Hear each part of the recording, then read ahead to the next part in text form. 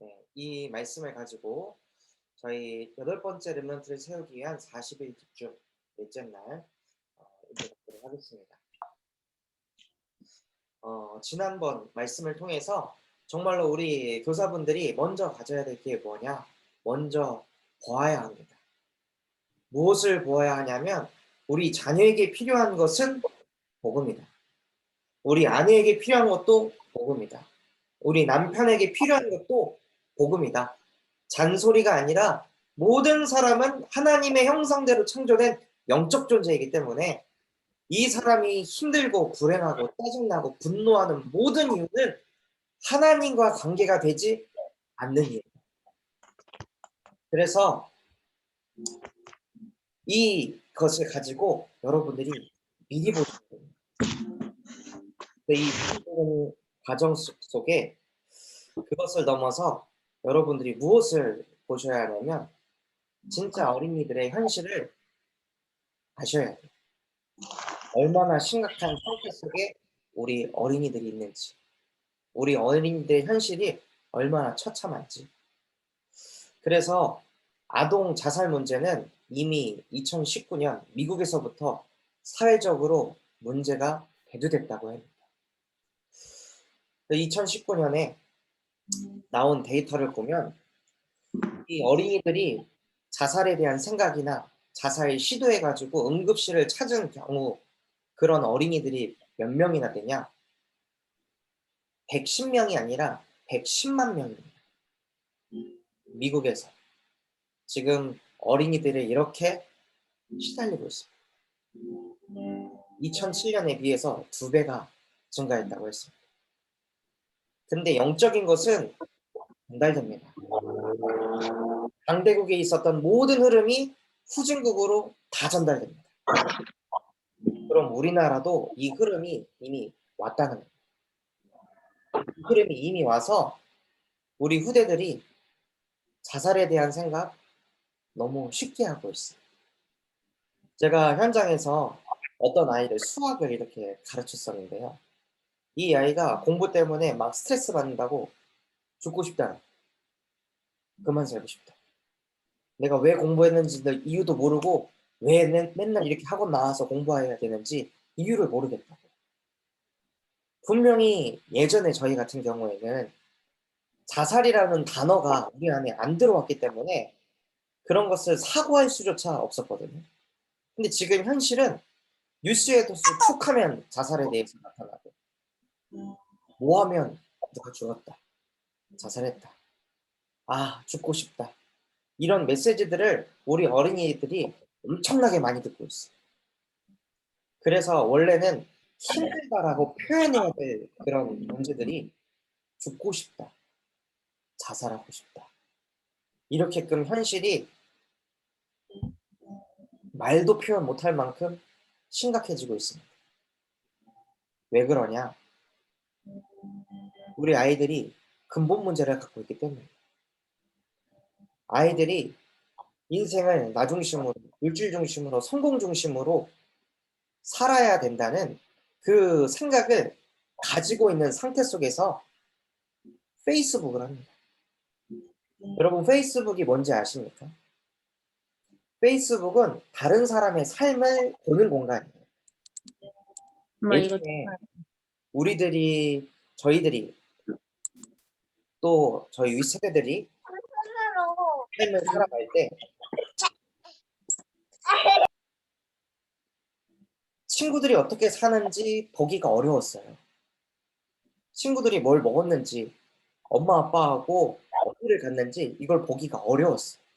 근데 이제는 페이스북을 통해서 친구들이 엄마 아빠랑 뭘 했는지, 뭘 먹었는지, 무슨 선물을 받았는지 그걸 다 보게 됐습니다.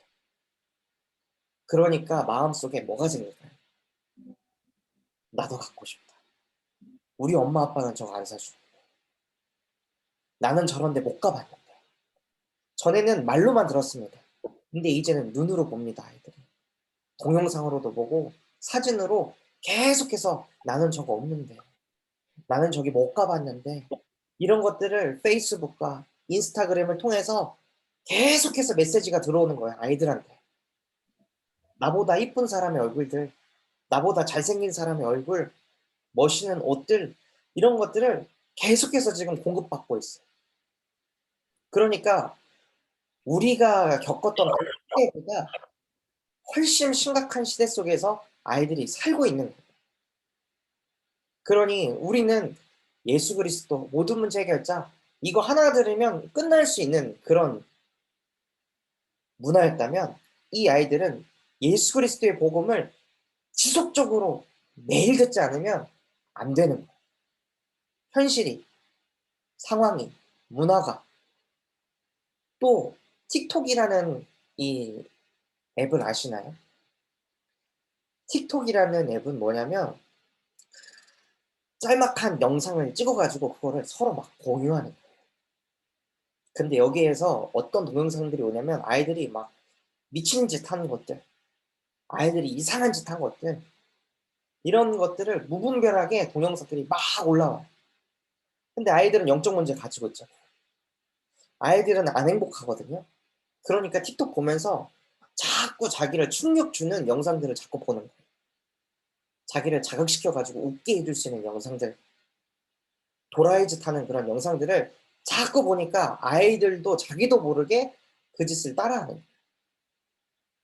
자꾸 영상으로 그 도라이가 된 증인을 보니까 인간은 영적 존재여 가지고 그 흐름이 그대로 들어오는 거예요. 한 번은 제가 차량 운행하다가 저희 학생들이 보고 있길래 봤어요.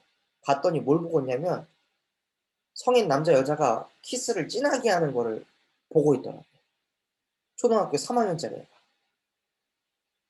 저 때는 제가 초등학교 6학년 때 섹시라는 단어만 써도 "야 이 변태야. 아 저거 완전 변태네." 이랬던 시대였는데 지금은 아이들이 그런 것들을 보면서 자라나고 있어요. 음란한 영상인지 아닌지도 분별할 수 없는 나이대에 그런 것들을 계속 메시지를 받고 있습니다. 그러니까 이 근본 문제가 더 심각해지는 거예요, 아이들이. 더 집중 못하고 더 자기밖에 모르고 더 부러워하고, 그래서 그걸 내가 가져야 되고 못 가지면 미치는 거죠. 근데 이게 왜 그러냐? 에베소서 2장 2 절에서 3 절에 보면 나와 있습니다. 아이들의 문제가 아니라 성경에서는 이렇게 말하고 있습니다. 그때의 너희는 그 가운데서 행하여 이 세상 풍조를 따르고 공중의 권세 잡은 자를 따랐으니. 성경 말씀 그대로 우리 후대들이 세상 풍조를 따르고 공중의 권세 잡은 자를 따라가고 있어요. 왜냐? 곧 지금 불순종의 아들들 가운데서 역사하는 영이라. 사단이 이렇게 실제 존재한다는 거예요. 아이들의 문제가 아니라 우리가 뭘 봐야 하냐면 아이들이 이 문화를 다 겪을 수밖에 없도록 우리가 준비를 못 해놨어요. 불신자들은 얘네를 딱 잡아가지고 흑암문에 끌고 가도록 컨텐츠를 다 깔아놨는데 우린 하나도 없는 거예요. 그러니까 아이들이 잡혀가지고 끌려다니고 있는 거죠. 근데 우리는 그 아이들한테 게임하지 마. 야, 유튜브 좀 그만 봐. 뭐 좀 그만해. 그만해서 맞고 난 다음에 아이들이 할 게 없는 거예요. 그러니까 마음 상태가 어떻게 되냐? 전에는 우리도 다 그 가운데서 행하여 우리 육체의 욕심을 따라 지내며 육체와 마음이 원하는 것을 하여 다른 이들과 같이 본질상 진노의 자녀이었더니. 이 콘텐츠를 통해서 아이들에게 계속 각인되는 건 네 마음대로 해. 네가 하고 싶은 걸 해. 네 기분 좋게 하는 걸 해. 기뻐하는 걸 해. 이거를 계속 메시지를 듣고 있어요. 그러니까 아이들이 내 맘대로 안 되면 미치려고 하는 거죠. 저희 학원 안에서도 자기 맘대로 안 되잖아요. 공차 가지고 책상을 막 때려요, 아이들이. 자기도 모르게. 그럼 그걸 보고 아이들 막 또 같이 따라해. 그만큼 흑암이 우리 후대의 마음과 생각을 딱 잡아서 끌고 가고 있어. 그래서 여러분들이 무슨 응답을 받으셔야 되냐? 미리 가지셔야 됩니다. 4차 산업혁명 이후에는 거대한 정신 문제와 영적 문제가 찾아올 것입니다. 왜 그러냐? 그것은 3차 산업혁명 이후에 지속적으로 늘어나고 있는 정신질환만 봐도 예측할 수 있는 부분이에요. 분명히 시대가 발전했잖아요. 편리해졌잖아요. 근데 정신 문제가 말로 표현할 수 없을 만큼 치솟아 오르고 있어요. 학교마다 상담센터가 있습니다. 학교마다. 그래서 상태 안 좋은 애들 상담센터에 넣어가지고 우울증 검사하게 합니다. 우울증 검사해서 상태 안 좋죠? 그럼 선생님들이 뭘 얘기하는지 아십니까? 야, 너 안 되겠다. 정신병원 한번 가봐. 선생들이 그렇게 가이드를 해요. 전에는 애가 힘들면 그 아이 가슴에 담고 이 아이를 어떻게 도울까? 이렇게 했던 그런 교사들의 그런 사명감이 다 무너지고 있어요. 교사를 왜 하냐? 물질 때문에. 지속적으로 돈 벌 수 있으니까. 잘못해도 돈은 꼬박꼬박 오니까. 잘리지 않으니까. 그런 사람들이 공무원으로 다 몰리고 있습니다. 그러니 학생들이 조금 부족하고 안 되면 다 상담센터로 보내는 거예요. 정신병원으로 보내는 거예요. 심리상담센터 가라고 하는 거예요. 답을 못 주고 있어요. 아이들이 이렇게 죽어가고 있어요. 아이들이 이렇게 방황하고 있어요. 그래서 심지어 어떤 랩런트가 그러더라고요. 자기가 친구랑 소통하는데 그 친구가 아버지한테 자꾸 학대를 당한다. 밥 먹었냐? 질문했는데 먹었어요 라고 거짓말했다가 병을 잡아가지고 그걸로 얼굴을 때렸다는 거예요.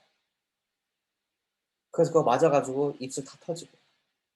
근데 이걸 아무 곳에 또 말할 곳이 없다는 거예요. 내 얘기를 해줄 곳이 없다는 거예요. 그래서 자살하고 싶다. 죽고 싶다. 이런 얘기를 한다는 거예요. 그렇게 우리 후대가 완전히 무너지고 있어요. 오갈 데가 없어요. 그렇다면 우리는 후대와 미래를 위해서 무엇을 미리 갖고 있으면 될까요? 여러분들이 미리 가져야 될 게 무엇일까요? 그것은 바로 영적 시스템입니다. 야, 네 하나님 만나야 돼. 그게 아니고 영적 시스템이 여러분에게 딱 잡혀 있어야 돼요. 영적 시스템이 없으면 순간순간 치고 오는 그 생각을 못 이깁니다. 여러분도 모르게 찾아오는 감정을 못 이깁니다. 여러분 가정 문제, 경제 문제, 후대 문제 막 드러났을 때 시달릴 수밖에 없습니다. 저는 그걸 보고 자랐어요. 분명히 엄마 아빠가 예수는 그리스도, 모든 문제 해결자 얘기하는데 문제 올 때마다 아휴, 아휴 이거 어떡하지? 늘 한숨 쉬고 늘 한탄하고 누가 나 안 도와주나? 이런 생각만 해요. 그게 아니고 여러분들이 진짜 영적 시스템을 딱 갖추시는 거예요. 그 영적 시스템은 무엇이냐? 원래 나는 하나님의 형상대로 창조된 서밋이다. 이것을 회복하는 것이 영적 시스템입니다. 그래서 왜 아이들이 이거 저거 필요하다고 자꾸 얘기할까요? 왜 어른이 돼서도 이 남편, 저 남편은 저게 있어서 참 좋겠다. 저 가정은 저게 있어서 참 좋겠다. 왜 자꾸 부러워할까요? 내가 누군지 모르는 겁니다. 우리는 하나님의 형상대로 창조된 서밋입니다. 하나님께서 우주 만물을 창조하시고 그분이 보혜사 성령으로 나와 우리와 항상 함께 하십니다. 그렇기 때문에 부족한 게 없는 서밋이 이것을 회복하는 것이 영적 시스템입니다. 이것이 회복되어지면 창세기 1장 28절의 응답을 누리게 되는 거예요. 생육하고 번성해라. 정복하고 다스려라. 그것이 너희가 가진 권세다. 이것을 누렸던 다윗은 뭐라고 고백했냐면 시편 8편 5절에서 6절에 보면 여호와 하나님께서 영화와 존귀의 간을 씌우실 만큼 나는 썸밋이다. 내가 도망자의 인생 살고 있는 것 같지만 나 도망자 아닙니다. 사람들이 손가락질하면서 하나님 자녀라더니 겨우 저거밖에 안 되네. 아무리 판단하고 속일지라도 하나님께서 나에게 영화와 존귀의 관을 씌우셨습니다. 그래서 나는 이 상황도 저 상황도 이러한 말도 정복하고 다스릴 수 있는 서밋입니다. 하고 다윗은 이 영적 시스템을 실제 누렸습니다. 이것은 다윗의 것이 아니라 여러분의 것입니다.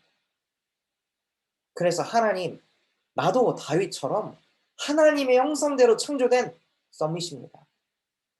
그러니 지금 이 순간에 속지 않게 하여 주시옵소서. 그런데 우리도 모르게 이걸 자꾸 잃어버립니다. 자꾸 속습니다. 자꾸 무너집니다. 그렇기 때문에 하나님이 만드신 나를 회복하기 위한 복음을 우리에게 주셨습니다. 자녀를 키우는 많은 주부분들이 집에 혼자 있으면 이상한 생각, 저런 생각 합니다. 또 직장 현장 나가가지고 일하시는 가정들이 내가 혼자 이 가정을 다 꾸려가야 돼. 다 짊어져야 돼. 계속 사다는 나는 혼자야. 내가 혼자 이걸 헤쳐나가야 돼. 계속해서 사다는 이 생각 심습니다. 그때마다 여러분이 영적 시스템을 사용하시는 요한복음 14장 6절에 하나님께서 제게 이렇게 말씀하셨죠. 예수께서 이르시되 내가 곧 길이요 진리요 생명이니 나로 말미암지 않고는 아버지께로 올 자가 없느니라. 그렇습니다. 그리스도를 통해서 나는 지금 하나님과 함께하고 있습니다. 나는 혼자가 아니라 하나님과 함께하는 서밋입니다. 또 우리가 인생을 살면서 나는 부족해. 나는 해도 안 돼. 아무리 노력해도 우리 가정은 안 바뀌어. 아무리 해도 우리 후대는 안 고쳐져. 그런 생각 계속 사단이 가져다 줍니다. 그 생각에 딱 잡혀 있을 수밖에 없기 때문에 로마서 8장 2절에 영적 시스템을 사용하시는 거예요. 이는 그리스도 예수 안에 있는 생명의 성령의 법이 죄와 사망의 법에 있던 나를 해방하셨습니다. 해방 안 됐을지라도 그냥 선포해버리시는 겁니다. 그냥 해방받아 버리는 거예요. 하나님, 나 여기에 묶여있을 사람 아닙니다. 내게 약속하셨죠? 해방하였음이라. 말씀에서는 해방할 것이다 라고 하지 않으셨습니다. 해방하였습니다. 이미 나는 해방받았습니다. 또 우리에게 사단은 이렇게 공격합니다. 내가 해야 돼. 내가 짊어져야 돼. 내가 참아야 돼. 내가 도전해야 돼. 계속해서 사단은 우리가 하나님이 되도록 만듭니다. 이 흐름이 우리 자녀들에게도 고스란히 내려가가지고 그 아이들 또한도 내가 해야 돼. 이 온갖 부담감을 다 가지고 있어요. 그래서 요한일서 3장 8절의 영적 시스템을 사용하시는 거예요. 하나님의 아들이 나타나신 것은 마귀의 일을 멸하려 하십니다. 그래서 내게 역사하는 모든 마귀의 일을 하나님께서 그리스도를 보내셔서 완전히 승리하셨습니다. 그때 여러분에게 십자가 사건이 체험되는 거예요. 요한복음 19장 30절 다 끝났다. 하나님을 떠나 나 혼자 내가 부족하고 내가 해야 되고 그 모든 생각을 가져왔던 근본 문제 지금 이 시간 십자가에서 끝났습니다. 그래서 내가 믿는 주는 그리스도시요 살아계신 하나님의 아들이십니다. 하고 선포하고 고백하시는 거예요.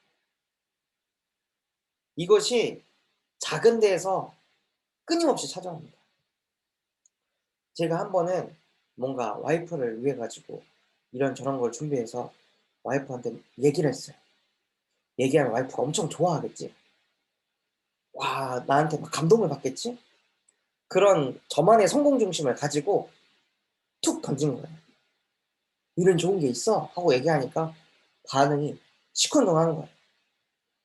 그러니까 마음속에 갈등이 막 찾아오더라고요. 아니 내가 이렇게 생각하고 이렇게 준비했는데 어떻게 이래? 그런 생각들이 몰려오는 거예요. 그러니까 표정 관리도 안 되고 기분도 안 좋고 그때, 그때 무릎 꿇고 기도하는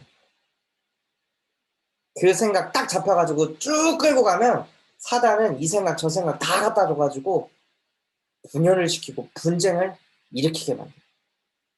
그때 내 생각이 딱 왔을 때 그때 하나님께 무릎 꿇고 기도했어요.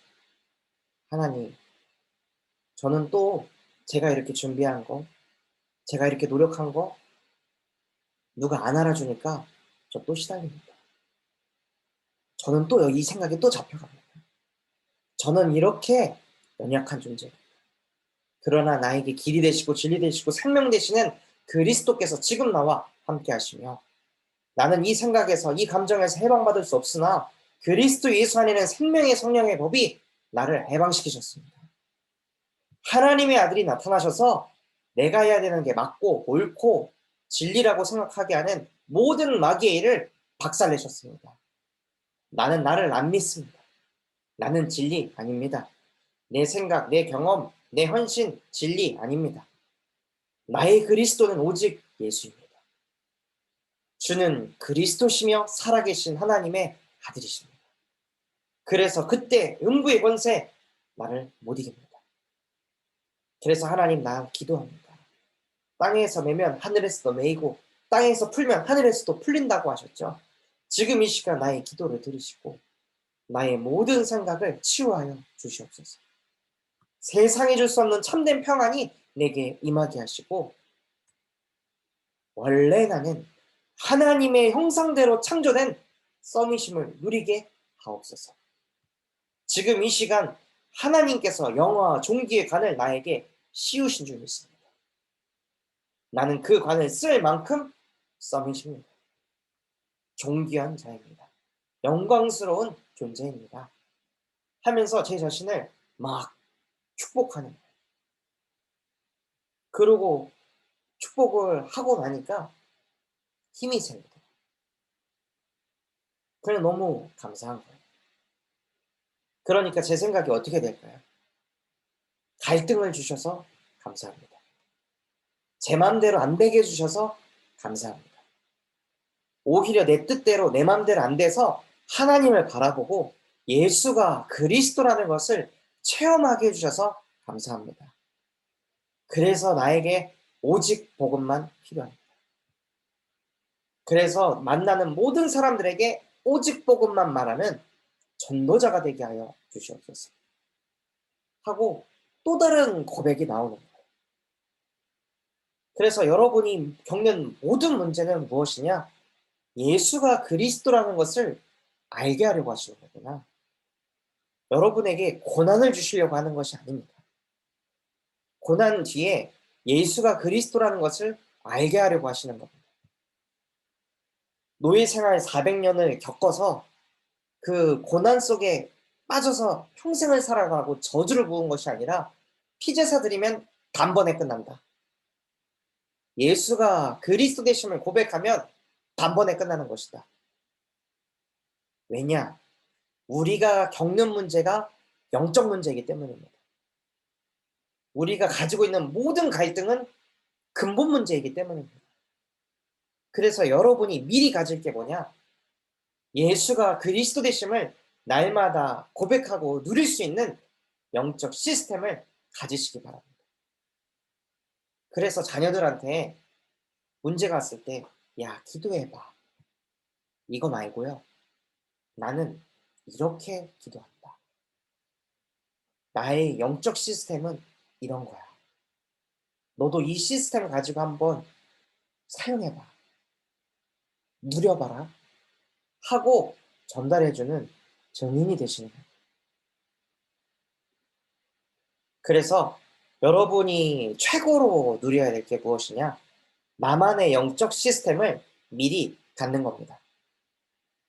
여러분이 영적 시스템을 제대로 갖죠? 그럼 여러분은 5차 산업혁명의 주역이 될 것입니다. 4차 산업혁명으로 찾아온 그 영적 문제 후유증 시대를 치유하는 237 치유의 증인이 될 것입니다. 그래서 그들을 치유하고 서밋으로 만든 사람들이 되어질 것입니다. 그래서 임직받는 우리 중직자분들 계시다면 미리 응답받으시기 바랍니다.